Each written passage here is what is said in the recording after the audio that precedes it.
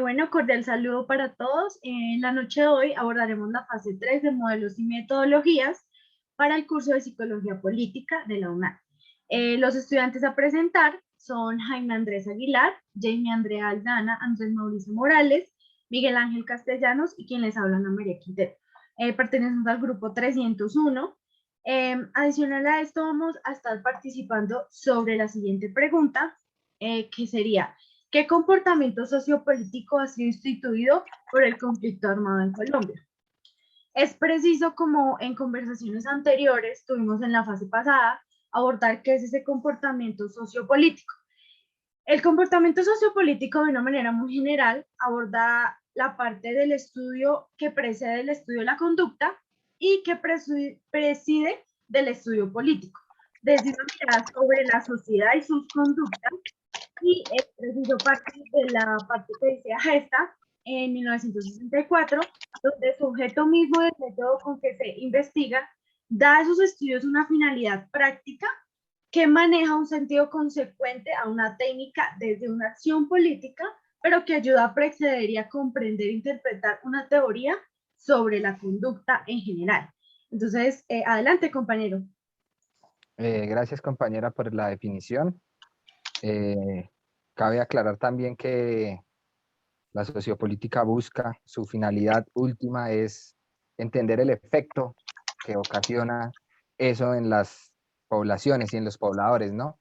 En la aceptación o el rechazo que los pobladores y las poblaciones y comunidades tienen hacia sus dirigentes políticos, pues dado que su realidad social es la consecuencia, pues, de las decisiones que ellos toman, ¿verdad? Entonces yo quería que empezáramos la charla con una pequeña, pues no sé si llamarlo modificación de la pregunta, en donde le diéramos una pluralidad, porque la pregunta dice ¿qué comportamiento sociopolítico? Yo creería que sería más acertado que se pensara qué comportamientos políticos han sido instituidos por el conflicto armado en Colombia, pues teniendo en cuenta que no es lo mismo quienes vivimos el conflicto armado desde los territorios urbanos de un gobierno claramente centralista, a las personas que tuvieron que inclusive ser actores armados del mismísimo conflicto, que pues son el Cauca y otras poblaciones, ¿verdad?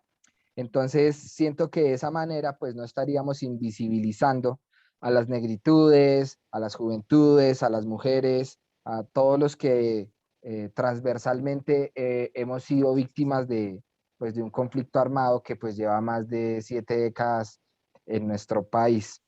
Eh, ¿Cuáles son esos comportamientos sociopolíticos? Pues claramente y tristemente podríamos quedarnos en la singularidad de hablar del miedo o de hablar de la violencia, eh, pero yo preferiría que lo abordáramos de una manera más plural, porque el contexto cambia, las personas tienen lecturas diferentes, sus metanarrativas son diferentes en los escenarios en los que ellos se pudieron haber encontrado directa o indirectamente con el conflicto.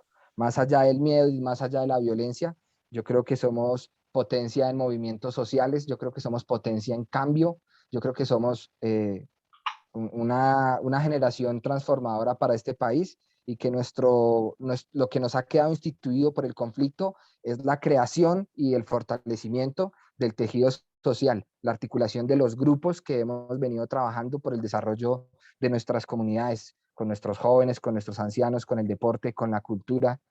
Entonces, esa era mi intervención. Muchísimas gracias. Vale, compañero, muchas gracias.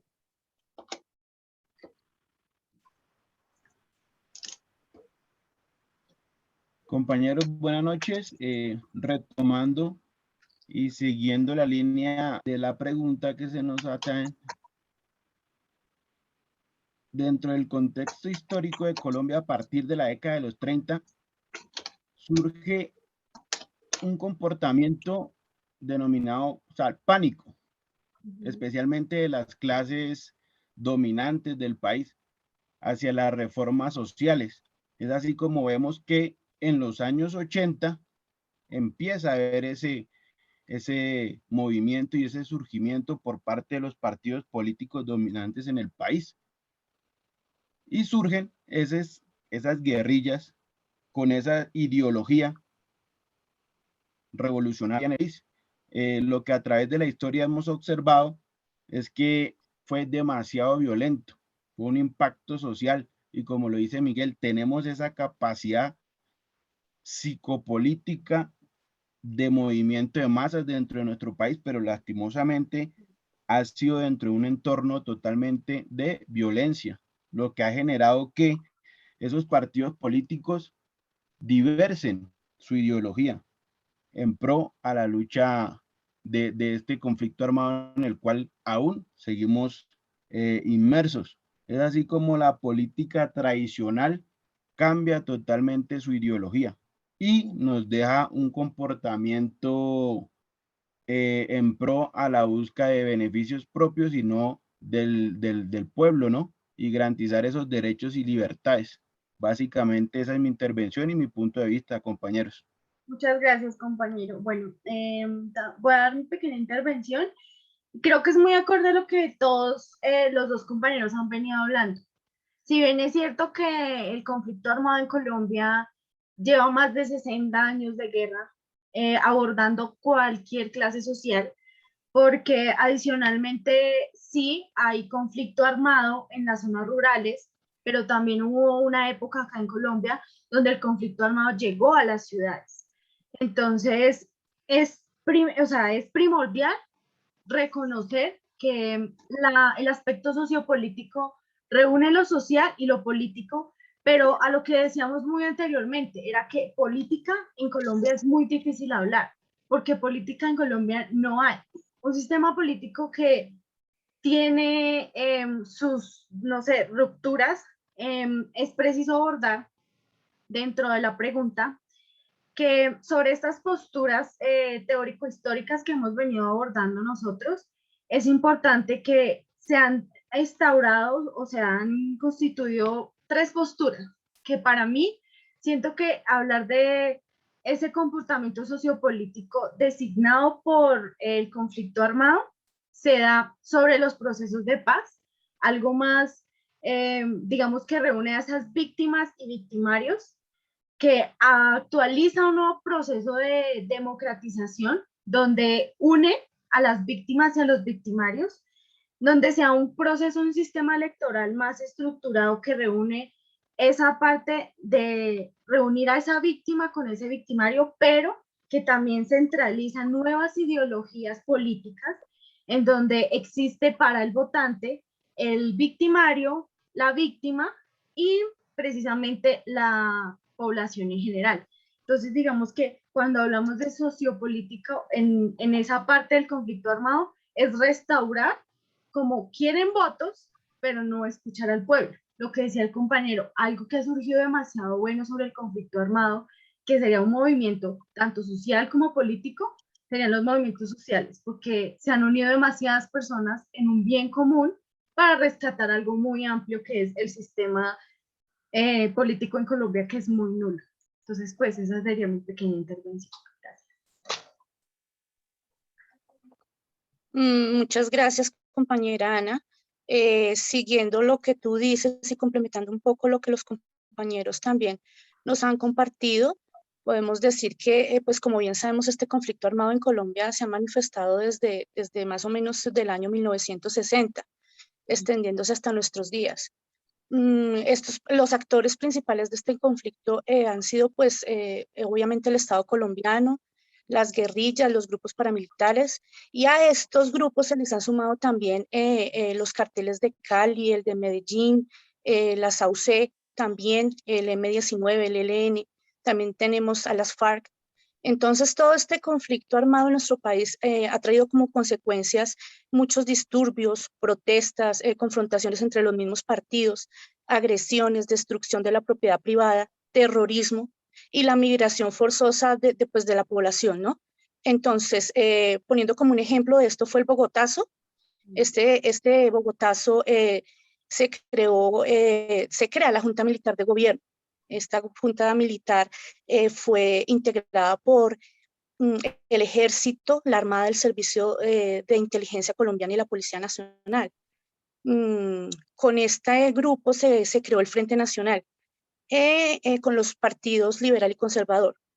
Con este Frente Nacional se termina ese conflicto bipartidista de los años 50 más o menos, y se logra el objetivo que se tenía en ese momento, pero en la práctica se logra esto, pero ya llevándolo, perdón, en la teoría se logra, pero ya llevándolo a la práctica vemos que esto ha obstaculizado la posibilidad de la participación de grupos políticos distintos a los tradicionales, y esto obviamente pues provoca la creación de la guerrilla. Eso es lo que quería compartirles, compañeros. Muchas gracias, compañero. Adelante, compañero Andrés. Bueno, chicos, bueno, mi aporte realmente hacia la pregunta, ¿qué comportamiento político ha generado el conflicto en Colombia? Está muy enfocado a dos aspectos realmente de la parte psicológica, el comportamiento inmoral. Creo que políticamente hay un comportamiento inmoral no solamente en los líderes políticos que manejan y que gobiernan el país, sino también por la opinión pública. Aceptan que el Estado, digamos, maneje de mala manera, o digámoslo así, han tratado mediante la desinformación y mediante el manejo de los medios de comunicación, de manipular al pueblo. Entonces, lo que se ha generado es un comportamiento inmoral en el aspecto de comportamiento. Y más allá de ese comportamiento, creo que este conflicto armado también ha generado un oportunismo por parte de los intereses personales de algunos políticos que se están aprovechando de esta situación. Entonces, esto está llevando a que pues obviamente manejan los medios de comunicación, manejan la economía del país y hacen, digamos que aquí viene un tema, y es que, como lo decía Pablo, hay un comportamiento condicionado, que establecer en la opinión pública un pensamiento acorde a los propios intereses, y eso lo hacen con los medios de poder. Entonces hay un comportamiento inmoral, hay corrupción, que también es un comportamiento que se da de yo hago este negocio, yo le doy estos tratos, yo hago esto, y se están olvidando por completo y están utilizando el conflicto armado como un medio para tapar todas estas situaciones que se presentan, y pues así es como han mantenido la guerra. Lo más importante acá realmente, obviamente hay consecuencias. El miedo, creo yo que no es un comportamiento, el miedo y el pánico es más bien, es un sentimiento que es una consecuencia de esa misma situación. Por mi parte, ese es mi aporte, y creo que es importante pues tener claro bien la parte de comportamiento, qué conductas son las que este conflicto ha generado, no solamente en la población, sino también en los líderes que elegimos y que gobiernan en nuestro país. Muchas gracias. Gracias, compañero. Bueno, dando finalización a la reunión, es importante rescatar los aportes de todos. Creo que es muy importante, y los tres empleamos estructuras en los que reconocemos que hay una ruptura social y emocional, como decía el compañero, en el que el conflicto armado ha dejado muchas cosas y una gran abertura incluso para que se monopolice la sociedad. Entonces, es preciso abordar esta relación de lo que hemos hablado sobre las lecturas que nosotros procesamos dentro de la unidad 3, y es la perspectiva discursiva.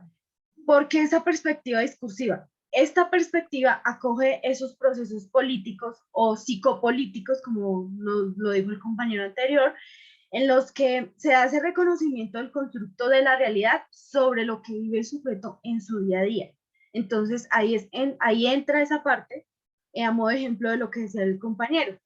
Se vincula la política, digamos, de un modo grotesco, hacia manejar la sociedad a su manera y a su poder.